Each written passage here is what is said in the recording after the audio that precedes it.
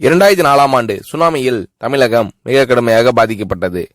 2004இல் சுனாமியில் தமிழகத்தில் மட்டும் 6065 பேர் இறந்தார்கள்.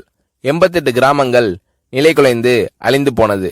இந்த சூழ்நிலையில் அம்மா அவர்கள் எடுத்த நடவடிக்கையால் 10 கிராமங்களுக்கு ஒரு அமைச்சர், ஒரு IAS அதிகாரி, ஒரு PRO என்ற ஒரு குழுவை அமைத்து உலக வரலாற்றிலேயே இது போன்ற மீட்பு நடவடிக்கை இருந்திருக்காது என்ற அளவில் 3 நாளில் பாதிக்கப்பட்ட கிராமங்களுக்கு மின்சாரம் வழங்கப்பட்டது. குடிநீர் வசதி செய்து தரப்பட்டது. இந்த மின்னல் வேக நடவடிக்கையால் அப்போதிருந்த இந்திய ஜனாதிபதி அப்துல் கலாம் மற்றும் அமெரிக்காவின் முன்னாள் அதிபர் கிளின்டன் ஆகியோரின் பாராட்டுகளை அம்மாவின் அரசு பெற்றது. அழுத கண்களை துடைக்கும் கரம் கொண்டவர் அம்மா அவர்கள். ஆண்டவன் யாரோ ஒரு நபர் மூலமாக வருவார். தமிழ்நாட்டிற்கு கிடைத்த தெய்வம் அம்மா அவர்கள். சுனாமியில் பாதிக்கப்பட்டவர்களில் 40 பேருக்கு 2 குழந்தைகளும் சுனாமியில் இறந்து விடுகிறது.